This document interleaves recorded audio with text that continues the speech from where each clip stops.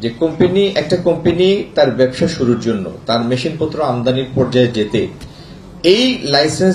এইটুক লাইসেন্স দেওয়ার জন্য সময়টা 355 দিন থেকে আমরা ইনশাল্লাহ 14 দিনে নামিয়ে নিয়ে আসবো। আমরা অল্প সময়ে অনেক বেশি ঋণ নিয়েছি, কিন্তু বাস্তবিকভাবে আমাদের অর্থনীতির সম্প্রসারণ সেইভাবে ঘটে নাই, সেইভাবে বিনিয়োগ আসে নাই, সেইভাবে কর্মসংস্থান সৃষ্টি হয় নাই।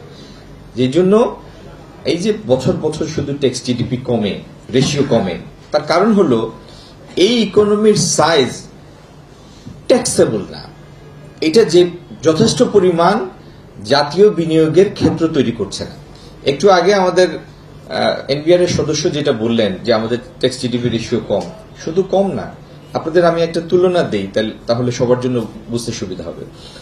আমাদের পাশের দেশ ভারত, আপনি পাবলিক ইনভেস্টমেন্টটা কি করেন? পাবলিক ইনভেস্টমেন্টটার বোঝার সব থেকে ভালো উপাখ্যান হচ্ছে ন্যাশনাল বাজেট।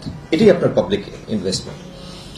ভারতের বাজেটের সাইজ হচ্ছে ওর জিডিপির 19%, 17%, ওর 12% হচ্ছে ট্যাক্স জিডিপি রেশিও।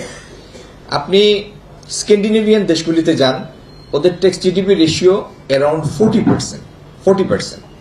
দুই একটা দেশ আছে যাদের বাজেট সারপ্লাস থাকে, সেই জায়গায় আপনার জিডিপি রেশিও হচ্ছে 6.8%। এখন আজকের দিনে আচ্ছা, আমি কি আপনাদের ক্লান্ত করে ফেলছি নাকি? আজকের দিনে যদি আপনার জিডিপির সাইজ হয় $460, 60 বিলিয়ন, তার মানে 46,000 কোটি ডলার, তাই তো? এটার উপরে যদি 6% ট্যাক্স না হয়ে, 7% ট্যাক্স না হয়ে, রাজস্ব না হয়ে যদি 15% হতো, তাহলে কি হতো দেখেন। 60 লাখ টাকার 7% হচ্ছে 4,20,000 কোটি টাকা। 60 লাখ টাকার 15% হচ্ছে 9 লাখ কোটি টাকা।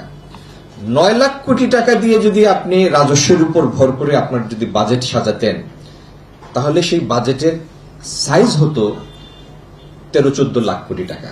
তাহলে আপনি আপনার শিক্ষার পিছনে বেশি ব্যয় করতেন, আপনি কর্মসংস্থানের জন্য বেশি বিনিয়োগ করতেন, গবেষণাতে বেশি খরচ করতেন, যে ইনভেস্টমেন্টগুলি একটা জাতির ভিত্তি তৈরি করে দেয়, সেগুলিতে বেশি বেশি বিনিয়োগের সক্ষমতা আপনার আসতো।